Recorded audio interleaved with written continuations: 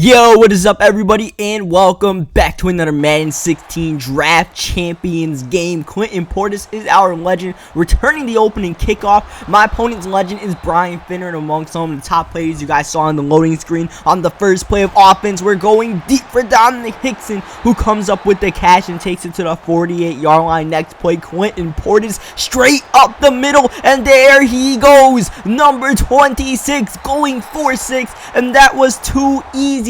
Quentin Portis may be a legend, but I think I could have ran that in with a fullback. Just great blocking by the offensive line allows Portis to go all the way as he gets a pretty dazzling kick return, but only to the 25-yard line. First play of offense for him. He's looking to go deep, taking a shot downfield for Kenny Stills, but it is overthrown. You guys see he has Matt Schaub as his quarterback. He didn't draft the quarterback. It's KO's Christian Michaels there. Next play, 3rd down and 8. I tried to get that play to Finneran, but unfortunately he was able to throw it over us. Just couldn't get in the right position. But yeah, I don't think he chose to start Matt Schaub, so he probably didn't draft the quarterback. And he's going deep again, and he's got his man for a touchdown. Bryce Butler gets that one over Kyle Wilson as Quentin Portis. Look at Portis, man. Look at this kick return by Portis. He is just a magician with the ball. So we're going to give it right back to him. And look at this Quentin Portis. I mean, he's got a lot of holes to run through right now, but I mean, he just feels so electric right now. He feels like, well, a legendary running back. That's why you drafted him, even though we already have Lamar Miller. We have 2 running backs, so we're going to try to make use of them. That's part of the reason why Quentin Portis is returning kicks. Unfortunately, nowhere really to run right there, so we actually lose 2 yards. 2nd down and 12, stepping up in the pocket. He's only rushing 3, so that gives us a ton of time. But I just couldn't find anybody open, so we just kind of throw it away. 3rd down and 12 comes up. We're aiming for flashbacks. Antonio Holmes, and there he is on the catch, fighting for the first, but not getting it on 4th and 1. We run a fake punt, but that is stuffed short. Turnover on downs, and he gets the ball right back, only to give it away. Shiloh KO on the user pick.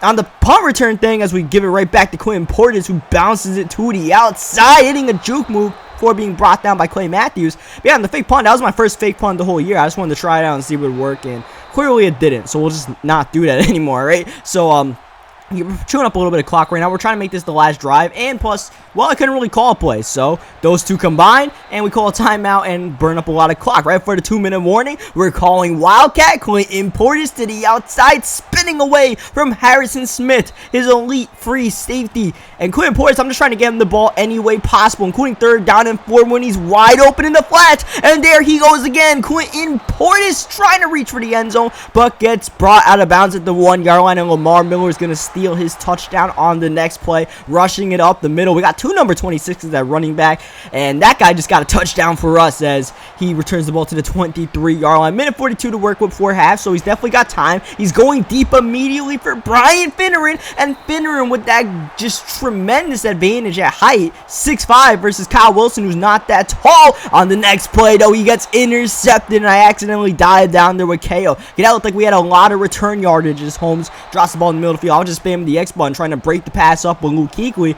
Instead, by the time I got the big with KO, I fell down, as we're going to chew up clock just in case we don't get this, that we have to punt the ball. He doesn't have too much time to work with, as Quentin Portis is not able to get the first down. Good blocking, just not good ideas by me, just trying to run through the gaps. I ran through the wrong gaps, and we ended up punting the ball away. And he has 2 timeouts, and the way he's throwing the deep ball, he has a chance to score. And look at this, Matt Schaub breaking a tackle, and Schaub, no one's in his zip code. He is running until he voluntarily steps out of bounds at the 44-yard line. A broken play becomes a huge one for him. He's knocking on the door at field goal range, throwing it right before the pressure comes, and that's incomplete. 2nd down, he's running a screen pass. Christian Michaels trying to bounce it to the outside, but forced out at the 38-yard line, borderline field goal range. But with 8 seconds left, he's taking one more shot, going downfield. Finneran, but it's picked off. Kyle Wilson gets redemption and keeps the deficit at 7 as Quentin Portis, one more touch before half, going to the outside, and Portis is just a home run waiting to happen whenever he touches the ball. I'm just having a lot of fun using him right now.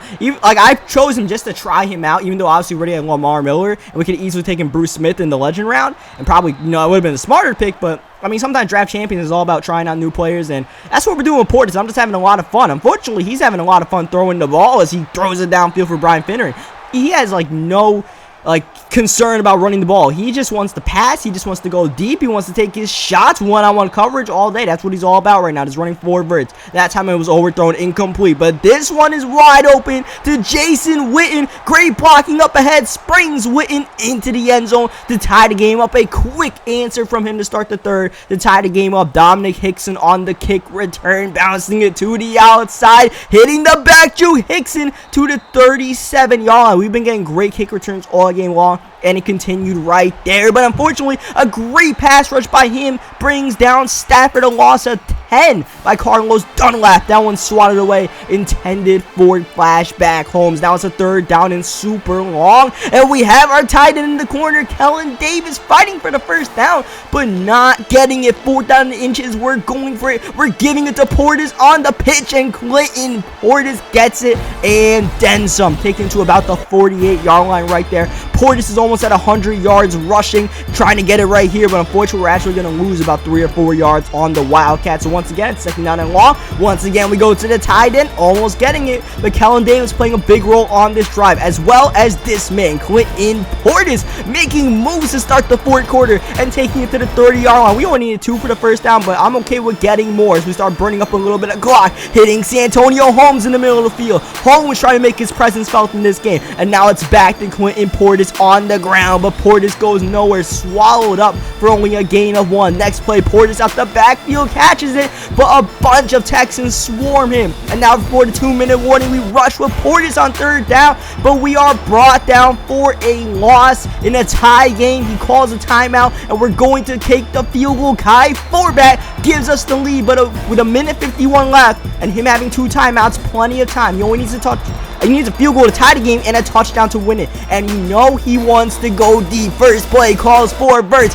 looking for his man, but it's picked off. There's DRC on the pick. DRC fumbles the ball. It's on the ground, and he picks it right back up. Unbelievable. We're back on defense, but the booth review overturns the play. The ball back to us, rightfully so, and immediately we hit Santonio Holmes on the out route for a first down that essentially ends this game. But he's draft champion, so I'm not going to knee. I'm just going to run a few more plays, try to score a touchdown with Clinton Portis. Almost at 115 seconds left, and Clinton Portis spins away and is going in for the touchdown, but he fumbles it, and my opponent recovers, and that's going to be a touchback. He gets the ball back, has a chance, one more, going deep, got a man, and it's caught in the middle of the field by Stills. 5 seconds left. 57 yards away. He has a chance after our blunder. You know he's going to Finneran, going deep for the win, and it's picked off by DRC.